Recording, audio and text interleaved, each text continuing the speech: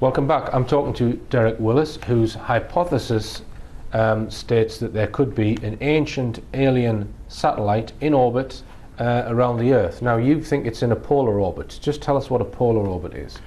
Well, basically it passes over the North and South Pole. Right. So it's travelling in a northerly and southerly direction. So it's going at 90 degrees to say the moon. And do many of the other satellites that we've put up go in polar orbits, or do most of them go in horizontal orbits? How does that compare? Well, most satellites that are intended to observe the Earth will go to a polar orbit. Right. Because when the Earth turns, it will turn beneath the orbit. Yes. So that the satellite can cover the entire Earth. Now, we mentioned earlier in the interview Werner von Braun, and he's famous for developing the V2 rocket. And you think some of that evidence is important for your hypothesis, yeah? Yeah. So just explain the significance of rocket development in the 1930s and 40s.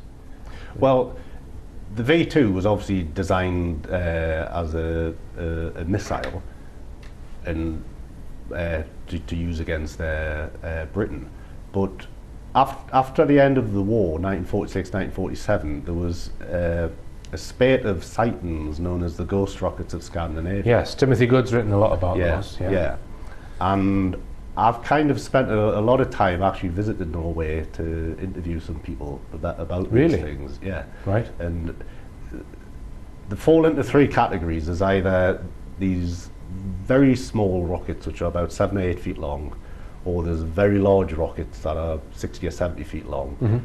And there's the third type is this sort of a winged dart thing. Now, the kind of people think them could be UFOs or whatever, but what I recently discovered is that the winged dart was actually a real missile being developed secretly by Sweden. Okay. So I took that point as meaning, well, yes, the other types of rockets were probably real as well.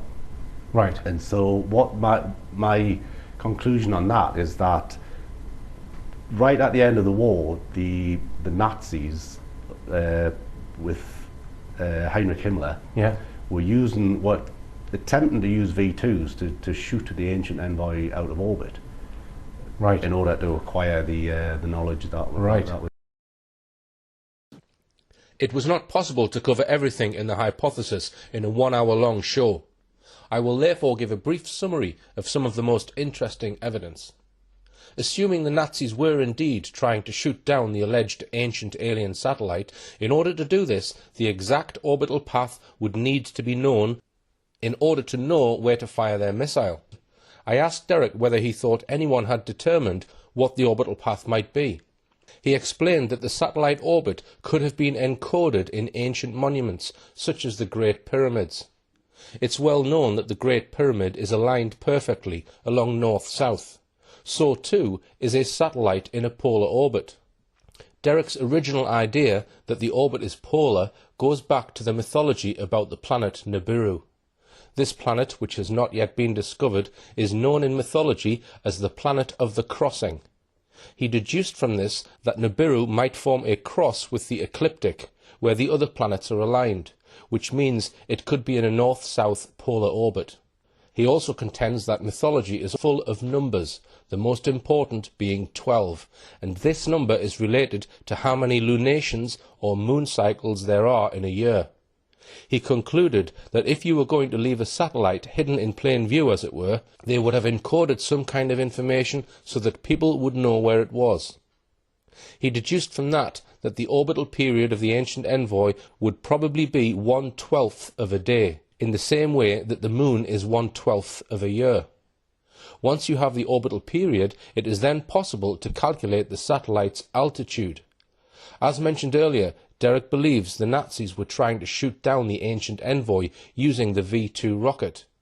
He believes this quest was taken on by the Americans after Operation Paperclip. Following the Second World War, the Nazi rocket scientists moved to the US and took their knowledge with them. In 1947, there was a very mysterious rocket flight from a US aircraft carrier in the Atlantic Ocean. It was a test of a V2 missile. The V2 used a liquid propellant which takes hours to prepare and is therefore not normally suited to being launched from a ship. Derek described this test as highly unusual. The missile flight was in September 1947 and was right beneath the flight of the path where Derek suspects the ancient envoy is situated. He suspects the US were trying to knock the envoy out of the sky just as the Nazis had attempted to a few years earlier. When satellites started being launched in the 1950s, one particular satellite project in 1958 could provide further evidence that the US were trying to observe the ancient satellite. Project Pilot was the launch of a tiny satellite, which weighed just around a pound, into a polar orbit fitted with an infrared camera. Could this satellite have been seeking the ancient envoy? Rumours have circulated for decades about an alleged alien satellite called Black Knight. Information about this started to surface in the 1950s, including newspaper reports. Derek believes the story about Black Knight is partly true and refers to the ancient envoy in his hypothesis, but that the story has been mixed with less credible information over the years. Other evidence which Derek points to back up his hypothesis is the specification of the NASA space shuttle. During the development phases, the US military insisted that the space shuttle must have the capability to return from a polar orbit carrying something weighing 15 tons, even though there was nothing publicly known about in a polar orbit weighing 15 tons. This requirement held up the shuttle program for years because both size and power requirements had to be increased. The US military were also planning to launch their own shuttles from Vandenberg Air Force Base into a polar orbit. Derek's take on this is that they were intending to fly the military shuttle to the ancient envoy, put it in the shuttle's cargo bay, and fly it back to the Earth. Derek suspects the ancient envoy is highly advanced and might be capable of defending itself against attempts to take it out of orbit. He suspects the ancient envoy is still in its polar orbit above the Earth. His ambitious project is to prove the ancient alien satellite exists by attempting to film it using civilian satellites.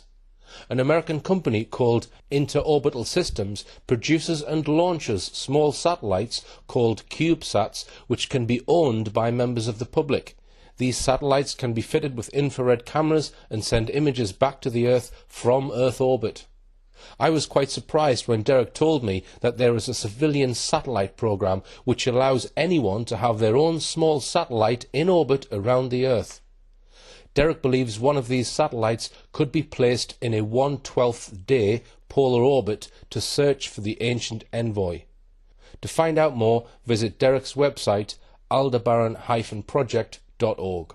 And this is the basic CubeSat. It's about 4 inches square. Yeah. It has solar panels, it has camera, it has electronics. And that's the actual size of the That's the thing size of that it, goes yeah. in orbit around the Earth. Yeah. And there's been a couple hundred of them launched so far. Interorbital actually, they provide the kit, which you then assemble, and then they do the launch. But you can also buy kits from other companies and have them hitch a ride on other rocket launches. Because one of the things about the ancient envoy is that it will behave like a black body in that it'll absorb light of all different wavelengths, but it'll only emit light at infrared wavelengths. Right. So the camera on board would be an infrared camera. I see. So the company puts them into an orbit that's about 300 kilometers high, but the ancient envoy is much higher than that. Right. So it needs to be raised to a higher orbit. And that's what this device here is for. Just tell us what that is then, Derek. Well, that's basically it's a rocket motor which is powered by water. Right. Just electrolyze the water, split into hydrogen and oxygen using the electricity. Right. And then it's burned, is it? Is it a jet? Yeah, it's a jet, and that will raise it to the orbit that you require. Right. So you're proposing to get some funds together to buy or to launch one of these, so it can then go and search for the ancient envoy. Yes, that's the idea. Yes. Right. So have you got a fund set up for that, Derek? Well, it's the sale of the book. That's, the sale of the book. Yeah. All right. Okay. Well, I better plug it now. Right, so now, is it actually in print now? Because this copy that Derek gave me was sort of a draft. Wasn't it? Well, that's what I call the manuscript edition. Right. Which I've probably sold a couple hundred copies of that now. But I'm currently negotiating with a publisher to have like a proper version. Right. Okay. Well, what do you say to people who say, how on earth is a civilian going to find this ancient envoy when the likes of NASA and probably the Air Force and other NSA were bound to get it first? Is it not a... Do you see what I mean? Or might they not have already captured it? No, I don't think they have. I think when they attempted to do it in 1947, see, because how they tried to knock out orbit, this is what I believe, is they set off a charge which would slow it down. You know, if you think the expanding gases are going to slow it down. Right. But it's not a stupid device, so it knew exactly what was going on. All right. So I think it's kind of, you know, I mean, it's like firing a pea shooter at it, really, when you think about it. Okay. Because you think it's quite heavy, this thing. Well, not so much in terms of its weight, just in terms of its defence systems, things like that. Right. You know, and for instance, I think that the Explorer 1 satellite, it actually vaporised it because again, it tried to get close. I mean, there's a great mystery to America's first spy satellite, because they've never properly explained why it disappeared. Right.